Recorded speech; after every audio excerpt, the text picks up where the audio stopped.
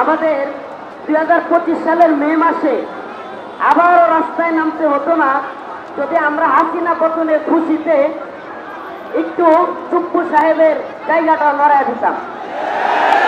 আমাদের আবার এই তীব্র দাবদাহে, তীব্র এই কঠিন পরিস্থিতিতে এই রোদের মধ্যে গাম জড়াইতে হইতো না, কিংবা এই কঠিন পরিস্থিতিতে পড়তে হইতো না যদি আমরা খুনি হাসিনা পলায়ে যাওয়ার সাথে সাথে আমরা যদি দ্রুতই আমরা খুশি হইয়া আন্দোলনের হাল ছেড়ে না দিতাম।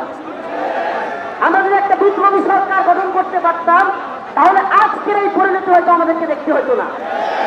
আসলে আমি একটা কথা বিশ্বাস করি এবং আমি যেটা দেখতেছি যে এই উপদেষ্টাদের মধ্যে চুলায় কোনো স্মৃতি নাই। আসলে আমাদের দুই চারটা ভাই ছাড়া যারা কিনা ছাত্র উপদেষ্টা, এরা ছাড়া এই উপদেষ্টাদের কেউ হয়তো হাসিনা যদি ঠিকেও যাইতো এদের জেলেই যাওয়া লাগতো না। অতএব আমাদের বক্তব্য একেবারে পরিষ্কার, সুস্পষ্ট কথা, যে হাসিনা শাপলা চত্বরে শত শত হাজার হাজার তসবি পড়া তাহাজ্জুদরত মুসল্লিদের উপর গুলি চালিয়েছে, তাকে অবশ্যই তাকে এবং তার দলকে বিচারের আওতায় নিয়ে আসতে হবে। অনেকে বলে কেন আওয়ামী লীগকে নিষিদ্ধ করবে, আমি বলি আওয়ামী লীগকে কেন নিষিদ্ধ করা হবে না, কারণ এর অভাব নাই।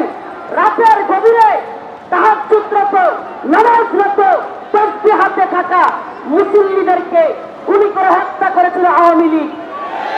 পিলখানায় সেনাবাহিনীকে হত্যা করেছে আওয়ামী লীগ, জুলাইবাদের ভাইদেরকে হত্যা করেছে আওয়ামী লীগ, সিলেটের এমসি কলেজে ধর্ষণ করেছে আওয়ামী লীগ ছাত্রলীগ, আপনারকে হত্যা করেছে আওয়ামী লীগ ছাত্রলীগ।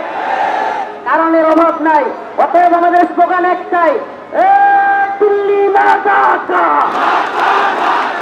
আপোষ না সংগ্রাম, গোলামি না আজাদি, দালালি না রাজপথ, দিয়েছিতে রক্ত, রক্তের বন্যায় আওয়ামী লীগের দালালেরা, বেশিরভাগের দালালেরা একটা একটা লিখত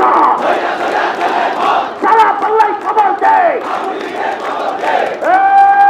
দিল্লি না ঢাকা, নারে তাকবীর। Follow us on Facebook. Subscribe our YouTube channel. Get the latest update on www.daily-sun.com.